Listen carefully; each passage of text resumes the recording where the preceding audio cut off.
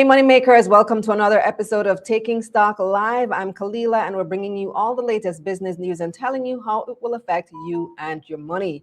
So that's a wrap on the budget debates 2026-27. Finance Minister Favour Williams closed the debate today, and we're going to have the highlights from the past several speeches. We have Finance Minister Favour Williams, Opposition Leader Mark Golding. We have clips from Julian Robinson and I believe from the Prime Minister as well to see, what the highlights were. And I also want to know from you, who do you think won the debate? What was going on? What were the highlights for you? And then later on in the show, we're going to be talking about Massy and their big acquisition, the Massy Distribution acquisition. But before we do that, don't forget to hit that like button, subscribe to this channel, and share with a friend to let them know that Taking Stock is on and live. This is the place where we come to talk money. Also, let me know in the comments what part of Jamaica or what part of the world you're joining us from. Now, come on, let's get this money. But first, here's What's Hot, brought to you by JMMB Group, your best interest at heart. So Prime Minister Dr. Andrew Holness says the government is investing $80 million to help position Jamaica as the region's premier logistics hub. Holness said the Westlands project will significantly expand the country's port infrastructure and strengthen its role in regional trade. The development will add 15 hectares to the Kingston Freeport Terminal, boosting cargo storage capacity by more than 25%. The Prime Minister said the project is part of a wider push to match infrastructure with the rapid growth of the Port of Kingston, which he described as one of the fastest growing ports in the hemisphere. The Westlands project is expected to create the largest concentration of near-port logistics lands anywhere in the Caribbean. Clarendon Alumina Partners is projecting a multi-billion-dollar loss despite ongoing investments. The state-owned company expects to record a loss of almost 8 billion Jamaican dollars for the upcoming fiscal year as revenues continue to fall below production and operating costs. Clarendon Alumina Partners holds a 45% stake in the Jamalco refinery, which remains heavily impacted by high energy costs, one of the biggest drivers of its financial challenges. The losses come even as the operation pushes ahead with a multi-year investment program aimed at improving efficiency and making the refinery more competitive globally. In other news now, Jamaica climbed 24 places in the latest World Happiness Report despite back-to-back devastating natural disasters. The country ranked 49th out of 147 countries in the 2026 report, up from 73rd in 2025. The report, produced by the University of Oxford Wellbeing Research Centre, focuses on several key drivers of national happiness levels: income, social support, healthy life expectancy, freedom, and perceptions of corruption. For Jamaica, social support stands out as a major strength, ranking 24th globally, while income and life expectancy remain more moderate at 84th and 76th, respectively. The country ranked 88th in perception of corruption. Overseas now, global central banks are holding interest rates steady as geopolitical tensions continue to rise.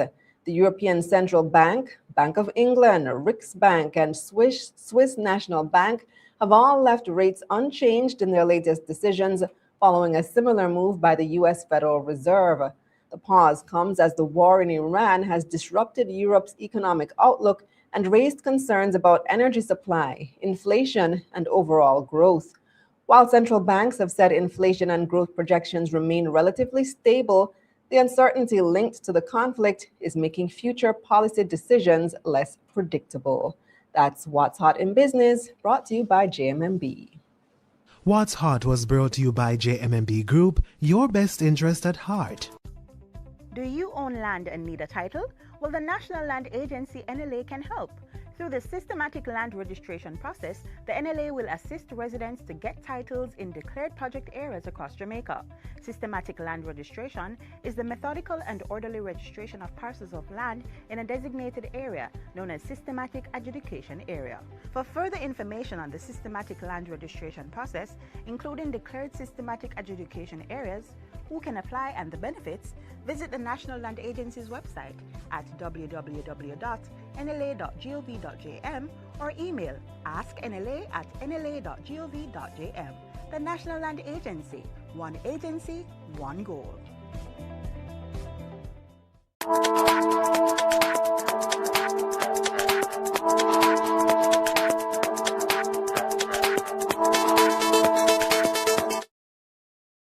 Welcome back. Let me see who is joining us live tonight. We've got Vice Matic, who was waiting from Mobay. Dwight, just want to hear nothing but good news on this media. Raquel saying good night to the moneymakers. Ingrid also saying good night, checking in from Bull Bay, St. Andrew. Raquel telling you to like and come in. Javon saying good night, dividend earners. 'Tis the season. Hope you're all locked in for best results. Who else do we have? Antoinette saying good night. JPS has been around regularly this week, hoping to get some electricity soon in Black River. So we're hoping along with you, Antoinette, hoping and praying, because the last 1%, yeah? Lanesra reminding people to like the video. Raquel says a lot of money news this week, and it's the end of quarter and earnings season. Trevon says, finally, I caught a live. Great to have you, Trevon. Don saying good night to Lady Karen. D. Duncan is representing for the Bronx. Nana Sens is here as usual. We've got Ryan in Cool, not Patrick, Manchester. 1 Cayman G is in Atlanta.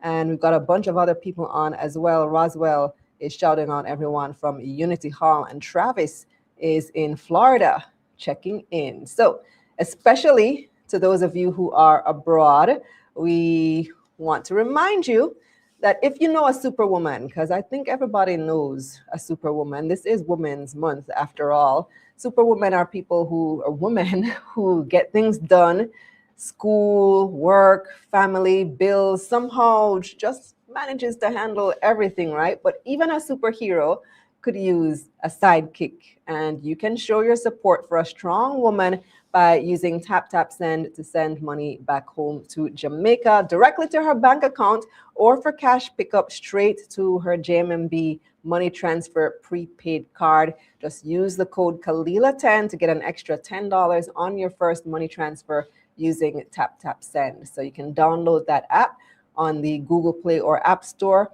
if you live in the United States, the UK, or Canada. Remember, it only works from those 3 jurisdictions.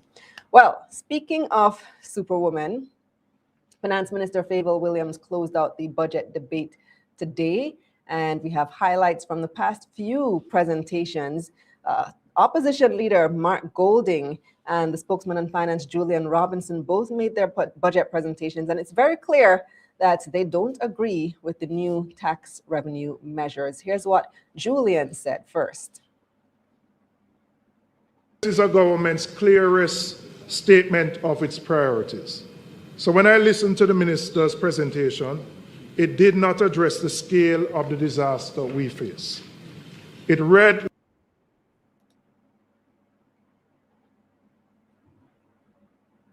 like a budget being business as usual, which cannot be right when there are thousands of Jamaicans who lost their homes, their businesses, farms, livestock, and everything that they work for. I want to turn to look at the revenue measures announced by the government. Madam Speaker, there are hundreds more who were affected by the hurricane who are not back to where they were before. They will now pay more on their grocery bills when they go to the supermarket, because the government has chosen to impose a new tax package of $18 billion. Madam Speaker, increasing the burden on ordinary Jamaicans, average Jamaicans, through higher taxes is not the right call at this time.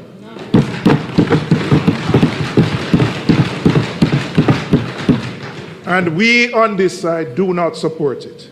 If we were at the wicket, we would have played a different shot. When an economy is contracting, meaning it is slowing down, raising taxes is a pro-cyclical response. What that means in practice is that you are applying pressure in the same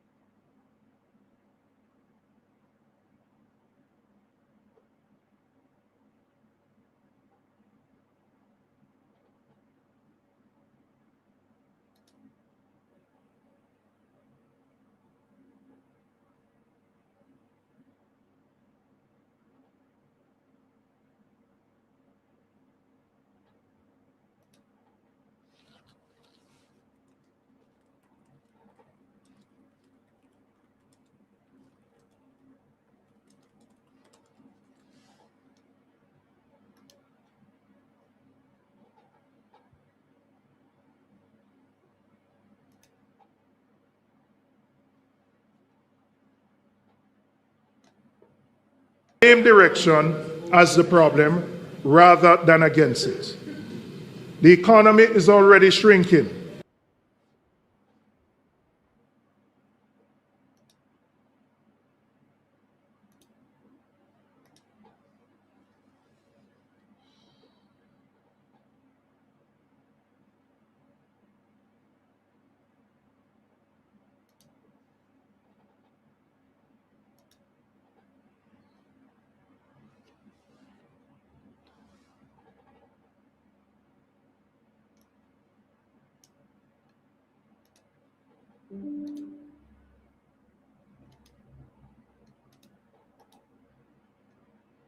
All right, that's opposition spokesman on finance, Julian Robinson. Now, bear with us. I don't know, we're still having these internet issues, and I did call Digicel last week. I told them, I upgraded the service, and I'm still having the same internet issues. I don't know what's going on lately, but we have to work with it for right now. So as opposition spokesman on finance, Julian Robinson, talking about the government's priorities, saying that the tax measures disproportionately affect those with lower incomes. And he also said that the government isn't maximizing Jamaica's brand to its full potential.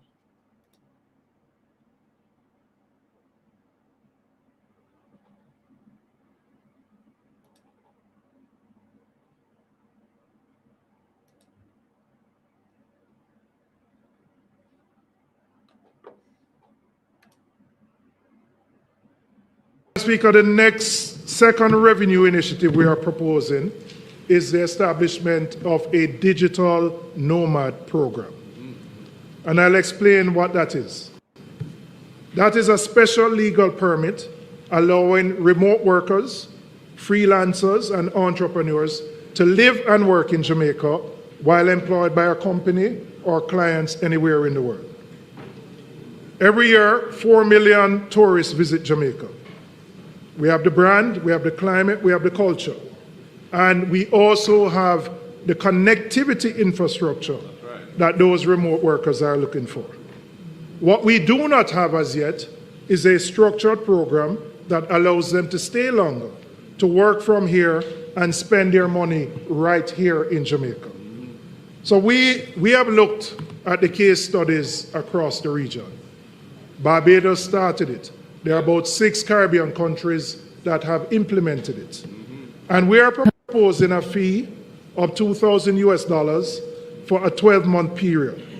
And we have estimated of the 4 million tourists that we would be able to get 5,000 of these digital nomads coming to stay in Jamaica in the first year. That would generate in the fees alone approximately $1.5 billion. But the fees only tell part of the story. The real story is when they come here, when they stay here, the restaurants, the Airbnbs, the hotels, the villas, the concerts, the food that they spend. That is the impact. Barbados estimates that each digital nomad spends on average $55,000 US when they're there in Barbados. Per year. Yes, 55,000 US, right? I wouldn't be as optimistic as that. But if I estimate that in Jamaica, an average 6-month stay could yield a spend of 25,000 US, which is about $4,000 a month. Jamaica could realize the economic benefit of 125 million US dollars or 19.5 billion Jamaican dollars. Wow. Do you think that's realistic? I wonder, I'm curious to hear what you guys think about this whole digital nomad idea, whether we have the infrastructure. I'm right here struggling with my internet, which is one of the main things that we need to attract digital nomads, and their frustrations present in Jamaica. So I guess infrastructure is one thing, the ease of doing business. It's been a while since I've heard of our rankings in ease of doing business report. How are we doing on that? How easy is it to open up a bank account, especially as a foreign national in Jamaica? What are your internet upload and download speeds? Things that really matter to digital nomads. How easy is it to get property, to find a decent, affordable rental? Ooh, lots of issues to deal with. So that was opposition spokesman on finance, Julian Robinson. Now, we also heard from the opposition leader, the $11 billion extraction from NHT. That has been a hot button topic for several years now. And with the government now extending that for another 5 years, it has become even more heated. So Julian Robinson listed that some other public agencies, some other public bodies that the government could take funds from to ease pressure on the NHT. Speaker, I want to look at where some of the other areas that we intend to get some revenues from. And there are some targeted transfers from some specific public bodies that we would look at. Public bodies that have demonstrated surplus capacity that will not have any negative direct impact on their operations. The government is projecting for this coming year to withdraw $9 billion from the Bank of Jamaica. We would take an additional $1 billion to bring the total to 10. Now I want to make a distinction. This is not the NIR. These are surpluses that are generated from the profits of the BOJ.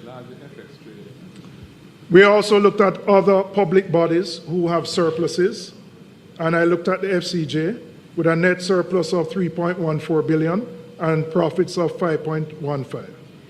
And we would do a transfer of $1 billion from there. So, Madam Speaker, some of these institutions have demonstrated with their performance these surpluses, which, if put to the central government, would not affect their core operation. So that's opposition spokesman on finance, Julian Robinson. What do you think about that? So we were promised that the government was going to stop taking this money from the NHT, and we know that over the years, NHT has been basically the government's piggy bank. Any funding that they need to plug, any money that they need, take it from the NHT. And as a result, in my opinion, housing has struggled. The NHT has not fulfilled its mandate to deliver affordable housing to Jamaicans because, in my opinion, once again, the government has been using the funds for other purposes, and now that is going to continue for another 5 years. Now, moving right along, we look at opposition leader Mark Golding's presentation. He reiterated some of those same points made by Julian Robinson and said that what the government really needs to do is just collect the outstanding taxes. should be about ensuring that the taxes that are already on the books, are fully and fairly realized. A revenue system should be judged by how much of what is legally due is actually collected consistently, efficiently, and equitably. Where leakage persists, compliant businesses and compliant consumers shoulder a disproportionate burden of the tax. Where there's leakage, where enforcement is episodic, occasional, arbitrary, fairness erodes. Where systems are fragmented, borrowing costs rise, and compliant taxpayers suffer. In my March 2024 budget presentation, I said this to the current Minister of Finance's predecessor. Minister, I said, the current 15th March deadline is pretty rough on everyone who has to file their taxes. Getting the past year's accounts audited and then preparing the tax returns all by the 15th March is really too much of a crunch. An April deadline could ease the pressure significantly. It's time for change. I continued. Other countries have later deadlines, which helps with their budgeting and financial planning. So why not take a leaf out of their book? It would give taxpayers who file more time to get their taxes right and would improve the accuracy of tax filings. It also improves compliance by allowing a more reasonable deadline. So that's Opposition Leader Mark Golding. But you know the interesting thing, yeah, collect the taxes, that's easier said than done. How easy is it or how difficult is it to collect the taxes? The government has had multiple amnesty attempts. They've offered amnesty. They have offered, I wouldn't say discounts, but they have offered to waive the interest and the penalties if you pay your taxes by a certain date. And they have gotten good take up from it, but there are still others who simply just don't have the funds at the time to pay the taxes that they owe. Yes, there are people who dodge taxes. There will always be those, and it becomes difficult to bring those people into the tax net. I feel like it's not for a lack of trying. It's not for a lack of effort, but it's just a difficult situation. There will always be people who try to avoid taxes as best they can. And yes, the government needs more resources to go after those people. And like I said, easier said than done, because there are incentives for people to pay their taxes. There are lots of incentives. Apart from those special amnesty programs, it's just a difficult thing to do because people inherently don't want to pay taxes. You know, people feel like it is burdensome. It's their money, they earned it, and so on and so forth. So this brings us to our presentation from Finance Minister Favour Williams, who closed out the budget debate today. And she had some announcements about the JSE sandbox. It is no secret that I want to see more and more companies listed on the Jamaica Stock Exchange to create an even more vibrant market and open possibilities for more of our local businesses. I am pleased to announce, Madam Speaker, that the Jamaica Stock Exchange has established a stock market sandbox, which is a simulated market environment designed to prepare businesses for the realities of operating as a publicly listed entity. The sandbox will expose prospective companies to the reporting obligations, corporate governance standards, and regulatory expectations they will face once listed. This will be available starting April 17, 2026. So that's Finance Minister Favour Williams. She also had an announcement about the sugar tax that they had proposed. Equitable. Madam Speaker, let me be clear about the intent. The SCT on non-alcoholic sweetened beverages was conceived from the very beginning as a health measure. Its purpose is to address the burden of non-communicable disease, diabetes, obesity, hypertension, that bear down so heavily on our people and on our public health system. The original announcement of a rate of 2 cents per milliliter was made for reasons of administrative simplicity. A volumetric tax is straightforward to calculate, to collect, and to verify. However, stakeholders pointed out, and we agreed, that a flat volume-based tax does not vary by sugar content and therefore does not distinguish between a low sugar and a high sugar product. We took that concern seriously, and because health has always been the underlying intent of the measure, we have redesigned the SCT to be based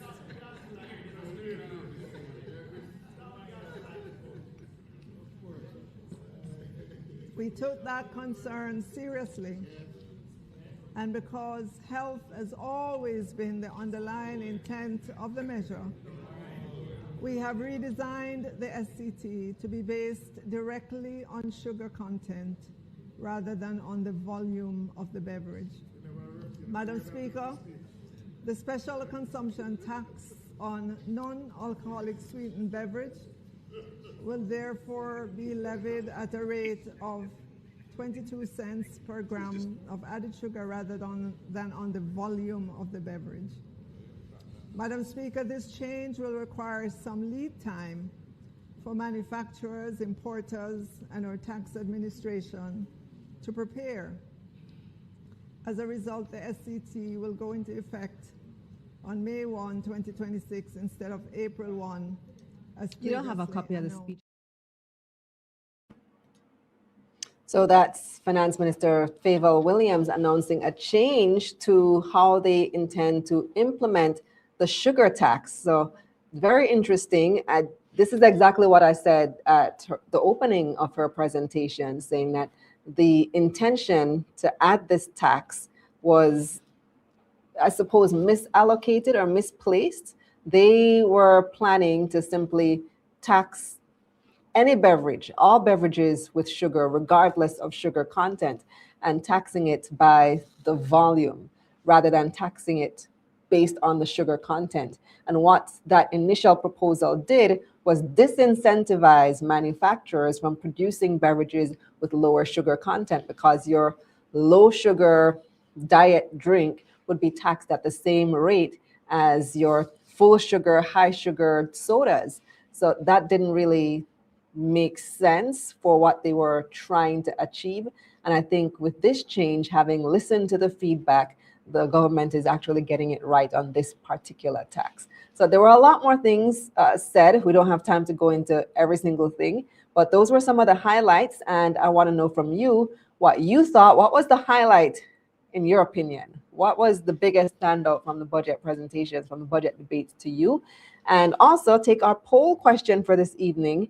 Who would you say won the budget debates? Who had the strongest budget presentation? So here are your options. There were 4 speakers: Finance Minister Favour Williams, Julian Robinson, Opposition Spokesman on Finance, the Opposition Leader, Mark Golding, or the Prime Minister, Andrew Holness, who, by the way, we didn't bring any clips from him because we wanted to focus primarily this evening on the tax measures and how they impact you. But he did have a pretty strong presentation as well. So who, in your opinion, dominated or won the budget debates? Who had the strongest budget presentation? A, Favour; B, Julian; C, Mark; D, Andrew. Let us know in the comments, or you can take that poll on YouTube, over on Twitter, or in tomorrow morning's newsletter. Up next, we've got your market recap, and our analyst is standing by. Time now for your market recap, brought to you by MyMoneyJA.com, the official data partner of Money Media. Get 10% off your subscription with the code MONEYMISSION. The JSE Combined Index lost 3,400 points last week. That's about 1%. 129 stocks traded across the main and junior markets for the week ending Friday, March 20, 2026.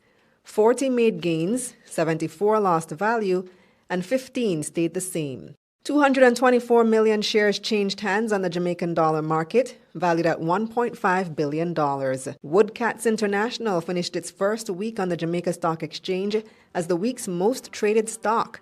97 million shares changed hands and the stock opened the new week at 98 cents. NCBFG lost 22 cents to start Monday at $42.39, and Kintyre rounded out last week's most traded stocks with 16 million shares changing hands. Now let's see who had the biggest gains. First Rock Real Estate Investments was the top stock last week. It opened Monday up 40%. Margaritaville Turks gained 17% to start the new week at $13.12. And Blue Power Group started Monday at $3.88, up 16%. On the losing side now, ISP Finance was the week's biggest loser, down 16%. It started the week at $10.33. The Lab lost 12% to start Monday at 83 cents, and JFP lost 11%. Over on the Trinidad and Tobago Stock Exchange, the composite index was mostly flat last week. NCBFG was the TTSE's most traded stock. The price was unchanged and opened Monday at $1.97 TT. National Enterprises was the TTSE's top gainer, up 39%. Guardian Media fell 4% to open Monday at 65 cents TT. Over in the U.S., the Dow Jones and the S&P 500 fell about 2.5% last week, while the Nasdaq lost 3%. At the pumps, gas and diesel prices both rose by $4.50 last week for the third week in a row. In foreign exchange trading, it took an average $158.71 Jamaican to purchase $1 last Friday. That's 55 cents more than the week before. $1 Canadian cost an average $115.97 Jamaican. $1 British pound cost $211.49 Jamaican, and you could buy €1 for $186.70 Jamaican on average. Finally, on the crypto markets, Bitcoin prices were flat over the last 5 days, trading at $71,388 on Monday. Meanwhile, Ethereum lost 1%,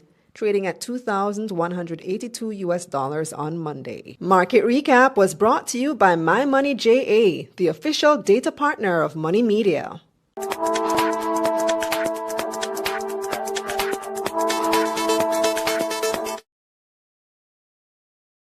How long now have you been saying that you're going to start investing? And all no.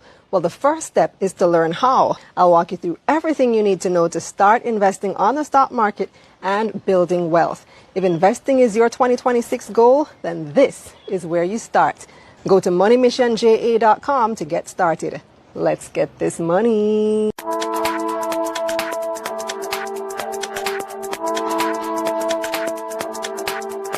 The views expressed in this segment are not necessarily the views of Money Media. This information is for educational purposes only and is not intended as financial advice. Please consult a licensed financial advisor before making any investment decisions.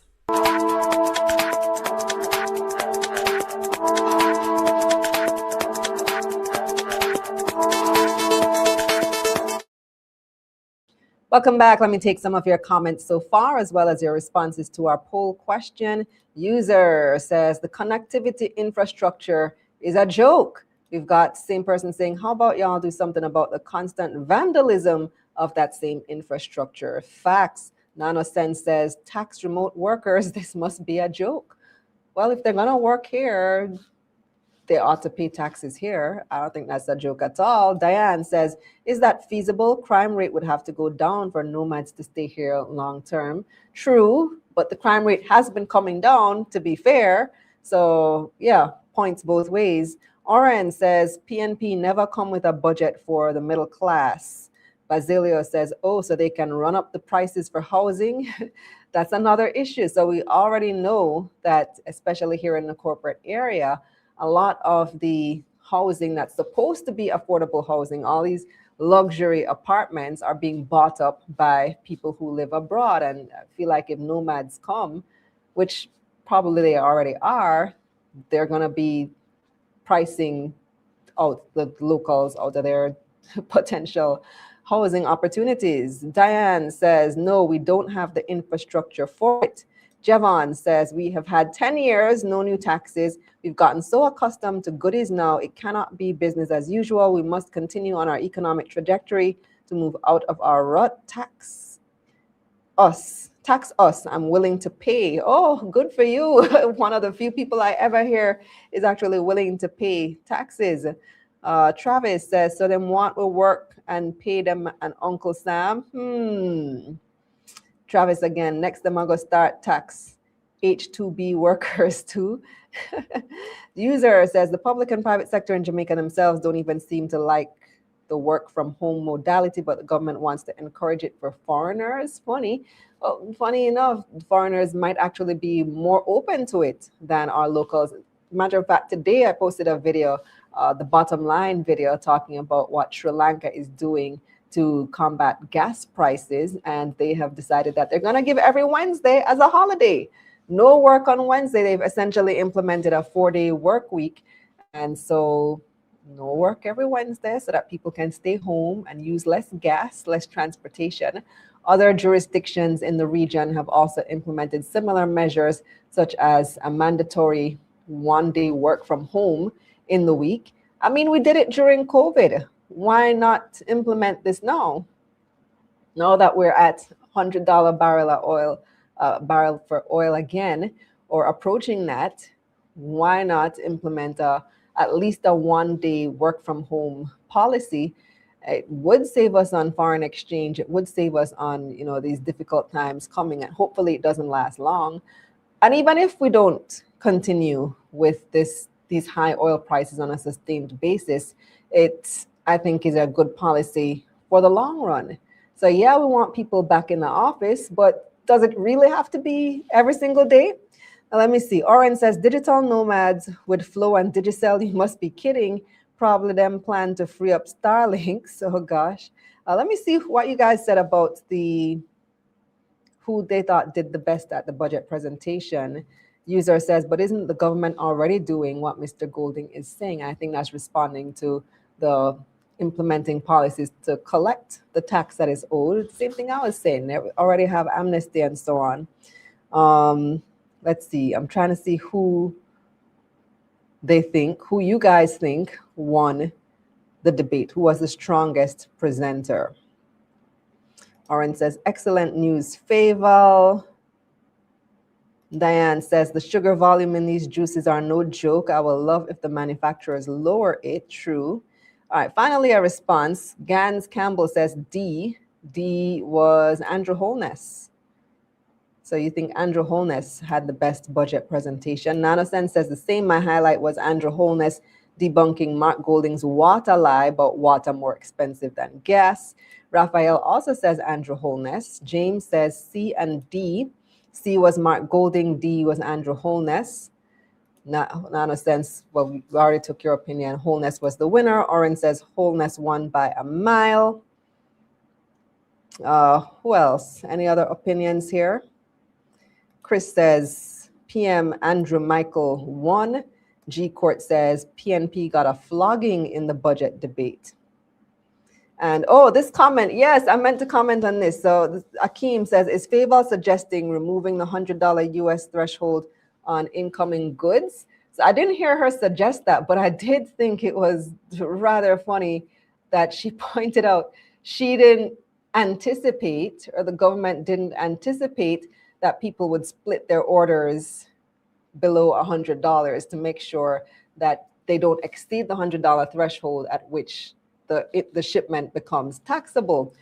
And I'm like, how could you not expect that would happen? Because that's exactly what we used to do when the threshold was $50. You make sure that your order come up to just $49.99, just under the $50, and then you do a second order for whatever else, or a third order, a fourth order, each under $50 to avoid the taxes.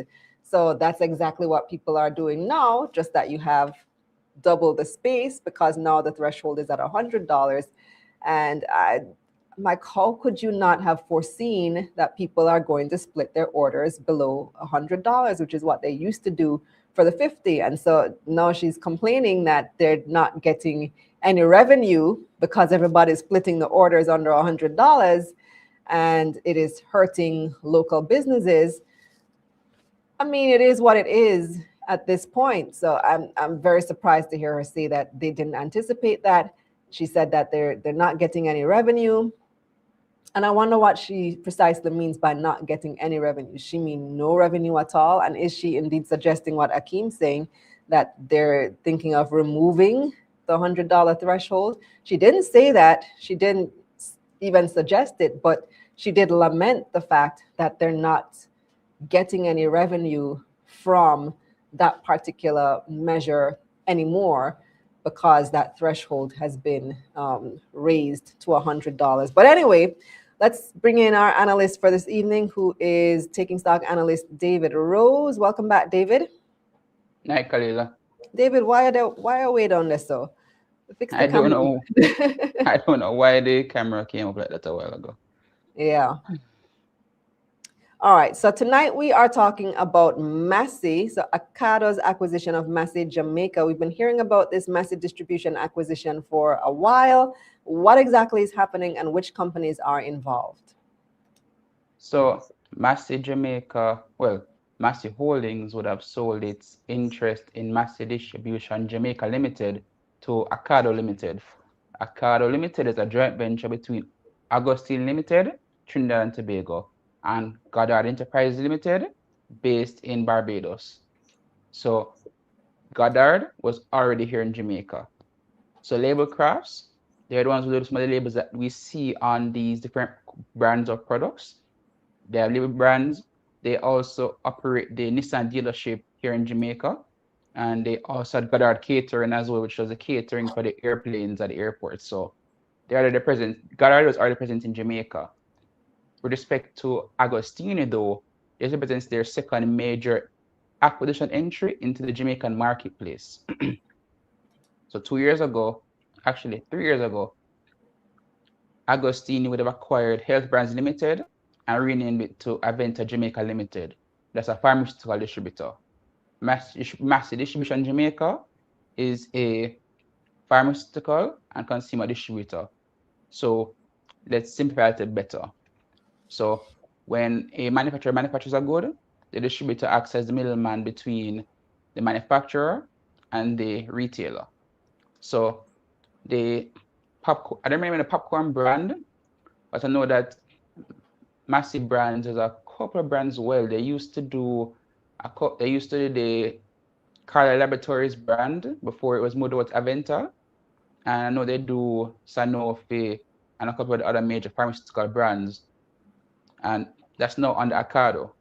And what's pretty interesting is that because Agostini via Acado had acquired Massy Distribution Jamaica, they are likely or already have taken the Swiss brands under their portfolio. The Swiss brands, so the ketchup and other products, that's actually manufactured by Agostini's subsidiary in Trinidad and Tobago. And in respect to Goddard has a brand of products. I believe it's McBride, the Go and Bop products. Those are likely to go from amalgamated distributors over to Massy Distribution Jamaica as well. So this is a pretty interesting acquisition in the sense that Massy pointed out that to scale its business in the sense of distribution, you need to have a strong retail footprint or you need to have a strong manufacturing footprint. But when those two footprint businesses, it's very hard to scale it higher. So for those who didn't know, Hilo wasn't created by the Grace Kennedy. Grace Kennedy acquired it in the 1980s at the time when Massy Holdings was going through some of what one would call hard times, and they had to raise some capital. So they sold Hilo in the 1980s, didn't get back to acquire it back in Jamaica. Did you say something, Kalila? No, sorry about that. Go ahead. Yeah, so Massy would have exited that retail footprint perspective and they didn't have manufacturing footprint. So they said, hey, let's give someone else opportunity to kind of scale in the Jamaican marketplace, because what I learned is that in terms of the white label manufacturing, Agostini's subsidiary Vemco or Acada Trinidad, they manufacture a lot of the mayonnaise, ketchup, and other products that we see here in Jamaica. So while it might say company A, company B, it's manufactured in Trinidad and Tobago. And with this acquisition of Massy Jamaica, it creates a better route to market for them, in terms of manufacturer, distributor in Jamaica, and straight to retailer. And also, of course, Goddard, which has McBride portfolio and other manufactured products, in terms that they now have this centralized business which can move products forward. The one concession, though, was to get this acquisition done, Aventa Jamaica had to divest the distribution rights for the Eli Lilly brand of insulin.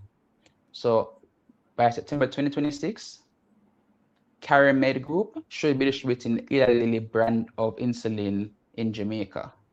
That was actually in the FTC's Fair Trading Commission's report.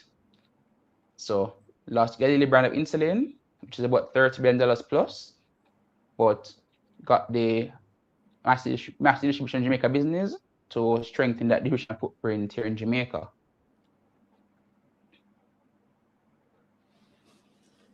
Right. So why is this deal actually significant, though, for Jamaica's distribution and pharmaceutical markets? So when you look at it, we would have seen Seprod expanding into the region by AS Braden and into the rest of the Caribbean space. We're now seeing the opposite in the sense that Agostini is taking a greater step into the Jamaican landscape as they seek to scale. So we would know that back in the 90s and the early 2000s, a lot of the Trinidad and Barbadian companies have acquired business in Jamaica, but stopped at a point. And now as Jamaica has become the economic hotbed of the region, everybody is trying now to get a footprint in the Jamaican landscape. So you have Agostini, pushing strength on the pharmaceutical consumer brands of distribution in the same marketplace where you have Seprod, which was its own manufacturing and distribution. And you're talking about a marketplace, and this is where I want to reference Agostini takeover bit circular. According to their research, CariMed is the #1 pharmaceutical distributor in Jamaica, followed by Basic Commodity, which is a separate subsidiary. So for them to be expanding here in Jamaica and taking a more vertical line and approach of growing the business is pretty interesting. So they acquired Carly brands in Barbados, so Histatuxin, and I read other brands we see in pharmacies. That's actually, manufactured by Carly Laboratories, a subsidiary of Agostini. I mentioned this ketchup products. I mentioned the McBride and the Goddard. So they're creating a better vertical layer of how they move things to market, and they have a better control in terms of the pricing and margins. So it should be interesting to see how they capture some of this market share in the Jamaican landscape while better optimizing their returns. And you're seeing Trinidad companies expand in Jamaica because of the fact that one, Trinidad has the current FX constraints, and two, Jamaica continues to see a lot of economic activity. So one thing I learned was that Answer Macal's subsidiary Answer Chemicals Jamaica actually manufactured, I think it was chlorine tablets or a particular set of chemicals for NWC Jamaica. I learned about it in the annual report. You have Agostini expanding in Jamaica, with Aventa and Acado. You had AS Braden acquiring CPJ. You had PriceSmart last year, raising financing here in Jamaica for the Trinidad subsidiary. So as Trinidad businesses, seek to access capital and continue to grow, Jamaica is becoming this economic location that you must be in to actually grow and have access to FX.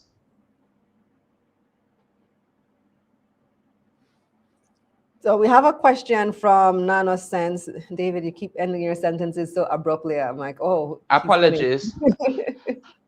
Apologies. NanoSense wants to know, how would the selling of Massy Holdings Jamaica go? How will it impact its stock? Are they planning to delist from the JSE? No, that's not what happened. So simplify it a bit better. Massy Holdings, that they have strategic plans going forward, and Jamaica was that gateway to part of their strategic plan. So Trinidad has an FX constraint situation whereby in Jamaica, we use a debit card as we please, or credit cards to buy goods or services overseas. In Trinidad, you probably capped at $1,500 US on your debit or credit card for the month. Some banks is as low as $100 on your debit card. In the case of Massy, they are looking to expand larger in the Western Hemisphere, and part of the expansion plan requires them to get more capital. So in their case, Jamaica has a footprint where they can raise capital from our capital markets as part of the expansion plans. So I wouldn't expect them to delist. And one thing you should also take note of is Massy Holdings is now the largest, gas products business in the country between Massy Gas Products Limited, Gaspro, and IGL. So they have those two super businesses and have a very strong footprint in the Jamaican landscape. So I wouldn't expect them to delist. It's just really about Massy coming into the market where they're going to go in terms of Jamaica, because they used to have a stake in Credit Bureau, Magnum Rewards, that the technology business that was sold to PBS. They had Roberts Manufacturing was sold to Proven Group. So it is for Massy to kind of communicate to the public, hey, we're still in Jamaica, but how are they planning to grow as they've divested these different businesses and adjusted to now with gas products in Jamaica? But what should investors be looking for, though, when it comes to revenue growth, market share, and potential risks even following this acquisition? So firstly, what has happened, privately is that you've seen or heard that some companies have been approached by Trinidad companies to be acquired as a gateway for them to enter the Jamaican market. So as some of our Jamaican listed companies are continue to grow, they might become acquisition targets to other Trinidad companies seeking to actually expand. So I mentioned Agostini and Samaka, which owns Virgin Peninsula in Jamaica. They're trying to 2x their business right now. And in terms of just revenue scaling, in the case of Massy Holdings, they're going to take a hit this year because they would, in their case, the tourism space is actually producing, or I should say, contributing lower earnings right now because of the recent, Hurricane Melissa passage. So from a Jamaican perspective, for Massy, earnings are likely going to be lower for this year. It's because hotels are using less gas products in that perspective. For Agostini and Goddard, it's going to be interesting to see how they try to continue to scale in the Jamaican landscape. So I didn't remember the name of the Chinese car brand that Goddard, recently brought to Jamaica, but they said they brought it into Jamaica because of the fact that people are looking for those mid-tier, those cross-body type SUV-like vehicles. So they're looking to expand there on that front. And in terms of just implications, it really comes down to, for a better want of saying, how much capital needs to be repatriated to Trinidad to address their FX situation.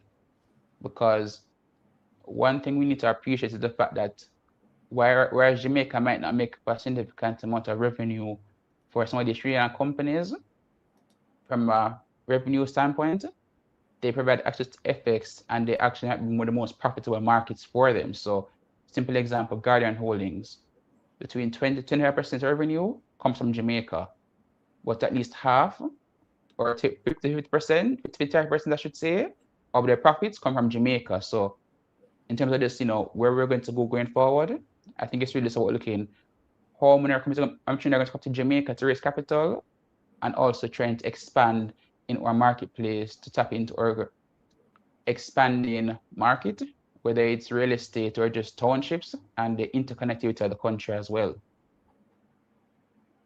Well, I want to say thank you for your perspectives this evening, David, and this is definitely one that we continue to keep our eyes on. Thanks, Kalila. All right, we're going to take our final break, and I'll come back with your lively chat comments.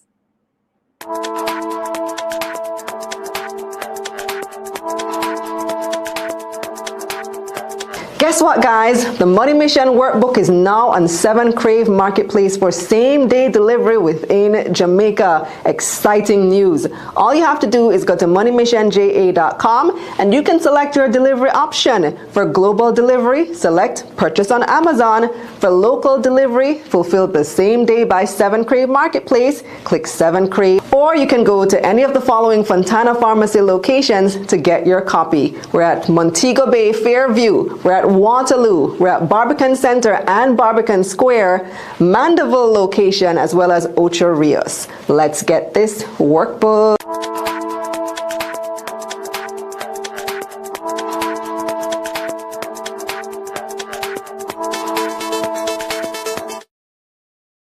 actually sold out in Fontana right now, awaiting the reorder. They have put in an order at Waterloo location, so it's going to be restocked there soon. But in the meantime, you can always get your copy of Money Mission Workbook at moneymissionja.com via Amazon or for local delivery via 7 Crave. Let's head to the final comments of the evening. Javon says, we have had 10 years, no new taxes. We've gotten so accustomed to goodies now, it cannot be business as usual. We must continue on our economic trajectory to move out of our rut. Tax us, I'm willing to pay. Ryan says, none of the debaters was strong, both weak, but Prime Minister Dr. Andrew Holness was good with future development plans. Kenton says, she don't realize it's not the taxes the problem for us, it's the shipping fees for us is the problem. Can't pay both. Well, both of them are a problem. The shipping fee is high because you have the freight costs and then you have to pay tax on top of that. Philip says, JLP riding the rough waves smoothly. User says, frankly, I do not care about how the increased threshold is hurting local business. Things are extremely expensive here, and the customs duties, I believe, is a large part of the reason. I feel like a lot of people would agree with you, user QQ5LF, etc., etc. I feel like a lot of people feel that way. They're not business, as long as they are saving some money on the things that they are trying to bring in. Because yes, purchasing locally, frankly, is expensive. Because in addition to the taxes, the GCT, the customs duties, they have to add on their markup. And so people feel like if they're able to cut out that middleman and just order the items directly, save some money, what is the point of trying to be patriotic by supporting this local business when all the local business is doing is importing from the US, from China, from wherever and reselling? How is that patriotic? How does that really build Jamaica? Now, Ryan says, if Jamaica is the economy to be in to get US FX, USD, then that is an avenue that the GOJ needs to look at to get some extra taxes. Okay, so are you suggesting that foreign exchange transactions originating outside Jamaica be taxed somehow? Okay. User, again, if they want to help reduce the duties, I can't be paying 2 or 3 times the price for something I see online because people want to eat our food. Outrageous. All right, fair enough. What can the government do? Reduce the duties. But then does that help them? Because their issue is that people are avoiding the duties by splitting up the purchases. So they're not making any money off of this anyway. So reducing the duties, I guess it helps to support local business that import stuff. I don't know. It seems like a lose-lose either way. Let me see if we have any further comments before we leave. Javon says, part of being financially aware is also knowing which taxes to avoid legally. Okay. Travis says, Khalil, I just want to say that your book has helped me so much in my investment journey. Thank you. It's become my #1 gift for anybody. Thank you so much. Love to hear that. Thanks for that recommendation. And Javon wants to know what's up with the new tradable bond markets. I didn't hear an implementation date, but I did hear the announcement by Favor Williams that it's coming. So she mentioned it in both the opening and the closing of her budget debates, that there is going to be the availability for government bonds to be traded via something. I don't remember if she said specifically the JSC. It seems like it's going to be on the JSC, but in other jurisdictions, that is what happens. So when you look at, for example, the Eastern Caribbean Stock Exchange, the Barbados Stock Exchange, they don't have a lot of companies trading on a daily basis or even on a weekly basis. But what primarily happens on those exchanges is the trading of government instruments. That dominates those particular exchanges. And then here in Jamaica, where we have a more active capital market, we are not able to trade government instruments on our local exchange at all. So I think it's about time that that is implemented. And I was pleased to hear the finance minister mentioning that. A lot more to talk about as well, including the micro exchange coming up very soon. These 25 companies that are supposed to be graduating from JCDC into potentially the micro stock exchange. How's that going to work? Lots of different angles to look at over the coming weeks. But thank you once again for joining us yet another week. We appreciate your presence. Your participation is what makes this show so good. I think I have a few more. All right, David is saying that it's going to be via the JSE, NASDAQ matching engine, re-government bonds. So yeah, via the JSE, as expected and as it should be. So that's going to be our show for this evening. Thanks for joining us. Thanks to our hardworking production team. Thanks to, who else? I want to thank me, in the words of Snoop. Thanks to Sachelle Williams, our producer, Izzy Ramsey, social media manager, and the entire crew. Reminding you to like the video, subscribe to the channel, share with a friend, and of course, subscribe to the newsletter at getmoneynews.com. That's getmoneynews.com. I'll see you again next week.